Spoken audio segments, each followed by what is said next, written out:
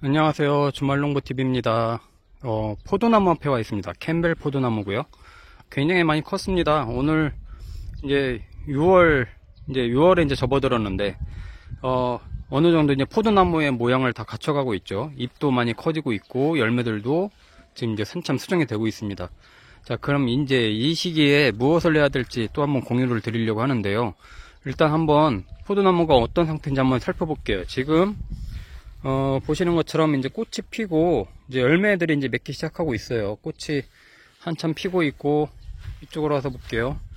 아마 한참 이제 개화 시기일 텐데 이때 이제 수정이 잘 돼야 됩니다. 예. 이 포도는 이때 이제 크게 뭐 비바람만 몰아치지 않으면, 작년처럼 엄청난 이 비바람만 몰아치지 않으면 수정이 굉장히 잘 되는 편이고, 이때 이제 골고루 이제 다 이 수정이 돼야 이 포도알이 많아지죠. 안 그러면 너무 듬성듬성 열리거나 이렇게 이제 개화가 됐다가도 나중에 노랗게 돼서 이제 떨어지는 경우도 있거든요. 그러니까 그런 것들 있는지 잘 봐야 되고, 지금은 이제 열매 부분에서는 딱히 다른 건 할 부분은 없을 것 같아요. 다 이미 육손치기도 해줬고 진해발 제거도 해주고 했기 때문에. 자, 그러면 이제 지금 시기에는 뭘 해야 될까? 저희가 이 포도나무 이 순치기를 보통 한 8마디에서 9마디 정도에서 이제 끝내라고 했잖아요. 그 정도가 되면 보통 이 길이가 어느 정도 되느냐, 제가 이제 줄자를 가져왔는데요.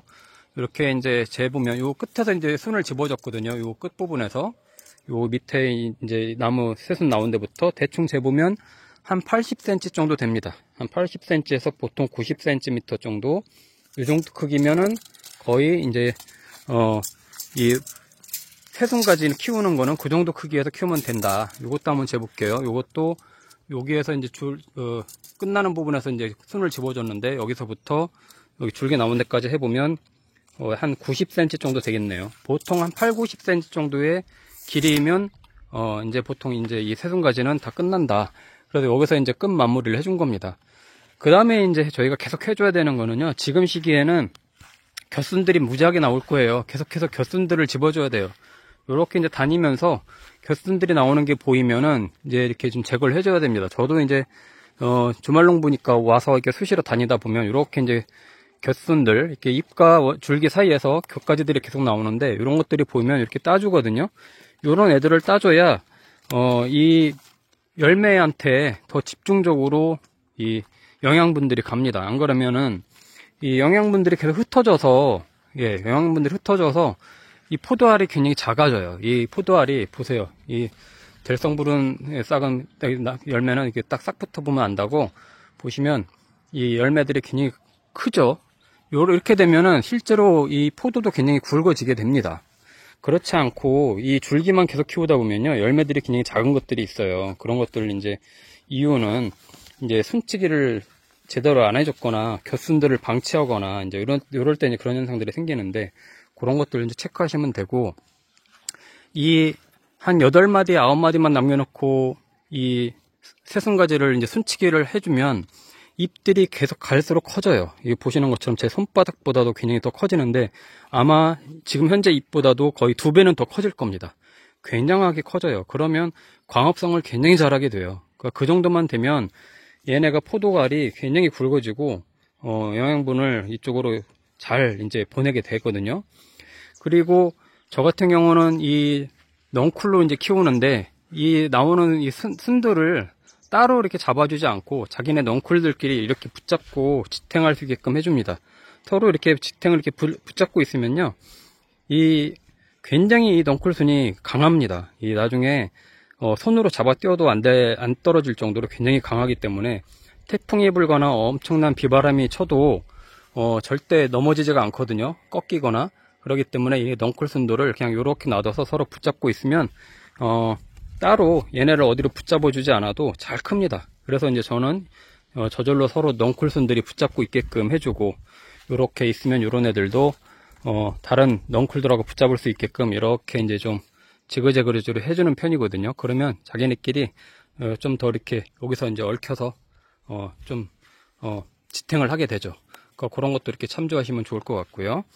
병충해 방제는 저도 주변에 이제 사과나무나 대추나무 같은 거 할 때 가끔씩 해주는데, 지금 살균제, 살충제를 한번 방제를 해주면 좋습니다. 이제 하지만 지금은 꽃이 피니까 꽃이 이제 다 지고 나서 하는 게 좋고요. 한 일주일 후 정도에 꽃이 다 지고 나면 이제 열매들이 조금씩 이제 맺혀 있을 거예요. 그때 정도에 살충제, 살균제를 방제를 한번 해주면 좋습니다. 그래야 열매들도 낙과가 안 되고 굉장히 충실하게 매달려 있게 되거든요. 안 그러면 이게 열매가 다 이렇게 있는 것 같아도 또 아마 좀 시간 지나서 보시면 그냥 노랗게 돼서 떨어져 버리는 애들이 있을 거예요. 그러니까 그런 것들 이제 방지도 좀 해줘야 되고, 그리고 이제 나방류들이 이제 많이 다니면서 또 이제 해충들이 알 까고 이 줄기를 파먹는 경우도 있고 하기 때문에 그런 거 이제 체크를 해야 되고요. 그리고 잎도 이제 병이 안 생기고 하려면은 이 살균제를 같이 해줘야 됩니다. 일반 과일나무 하나 살균제 해주면 돼요. 그러면은 뭐 탄저병이 됐든 뭐 입마름병이 됐든 이런 것들도 예방할 수 있으니까 그런 거 해주시면 되고, 이렇게 이제 겨순 제거들 계속 해주면 됩니다. 이 옆에는 이제 샤인머스켓인데, 샤인머스켓도 똑같이 지금 다 겨순 제거를 해주고 있거든요.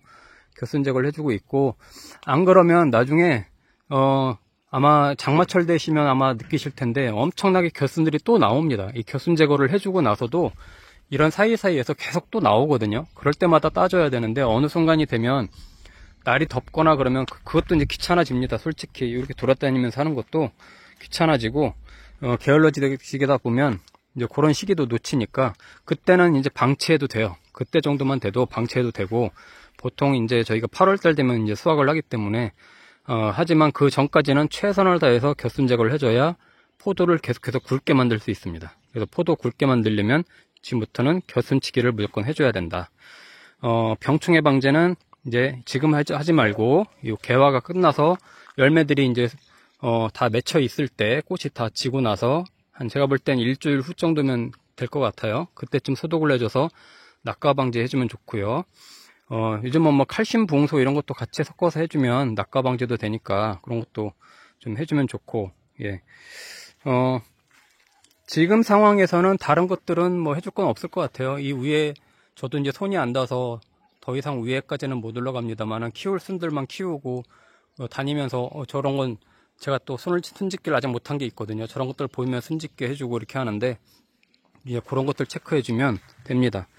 저 같은 경우는 이 캠벨포도 요 한 그루하고 여기에는 한 그루, 이 두 그루 해서 한 200송이 정도 수확을 합니다. 200송이 왜냐면요, 한 줄기에서 이 열매가 2개씩 열리거든요. 2개를 다 키웁니다. 그러면 한 줄기에 2개씩이라고 하면은 어마어마한 양이 되거든요. 그래서 거의 200송이가 되는데, 사실 저 혼자 다 못 먹죠. 여러 사람들하고 나눠 먹어야 되는데, 그렇게 이제 참고하셔서 키우면 되고, 한 송이만 키우든 두 송이만 키우든 캠벨포도는 이렇게 순치기 잘 하고, 가지치기, 겨울에 가지치기 잘 해주면 두 송이 다 큼직큼직하게 크니까 그렇게 이제 키우시면 돼요. 그래서 꼭 하나만 남겨놓고 순짓기를 해줄 필요가 없다라고 하는 걸 염두하시면 됩니다. 자, 이런 것도 보면 이렇게 벌써 벌레들이 먹었잖아요. 이 병충해 방제를 해줘야 돼요. 꽃 피기 전에 한번 해줬는데, 이 열매가 다 맺히고 나면 꼭 다시 한번 해줘서 이 잎들이 좀 멀쩡하게 잘 크게끔 해주면 되고요. 포도는 참고로 잎 위에다가 소독을 해주는 것보다 이 밑면에다가 해주는 게 좋습니다. 예, 밑면에다가 해주는 게 확실히 농약 흡수율이 굉장히 좋기 때문에 위에서 뿌리는 것만 하지 말고 밑에서 뿌려서 이 농약 흡수율을 좋게끔 해주면 좋고요. 지금은 뭐 저도 이제 물을 좀 자주 주는 편입니다. 이 마지막으로 설명드릴 거는, 요즘 비가 안 오거든요. 비가 안 올 때는 특히 이렇게 이제 열매가 맺히고 개화기가 돼서 이제 열매가 맺혀서 이제 커갈 때는 수분을 충분하게 좀 줘야 돼서 여기다가도 매주마다 항상 물을 흠뻑 주는데, 그래야만이 뿌리에서 영양분들을 잘 흡수하고 또 웃거름으로 줬던 비료나 거름들을 흡수할 수 있기 때문에 물을 좀 자주 주는 게 좋습니다. 그래서 물 관리 잘 해주시고요. 다른 부분들은 크게 유의할 부분들은 없을 것 같아요. 지금 설명드린 것들이 잘 캐치하셔야 할 부분이고, 이렇게 이제 겨순들을 그냥 놔두면 이렇게 한없이 커가니까 이것도 또 다른 줄기가 되거든요. 그러면 영양분들이 흩어지니까 이런 것들 잘 보고 이렇게 이런 거 제거만 해주시면 돼요. 자, 주말농부TV 구독과 좋아요, 알림 설정 해주시고, 앞으로도 계속해서 캠벨포도, 샤인머스켓 키우는 거 공유 드릴 테니까요. 참고하시면 아마 올해도 캠벨포도 아마 풍성하게 수확하실 수 있을 겁니다. 제가 또 다음에 또, 이 포도 이제 맺히고 나서, 개화가 끝나고 나서 어떤 일들을 해야 될지도 같이 또 공유 드리도록 하겠습니다.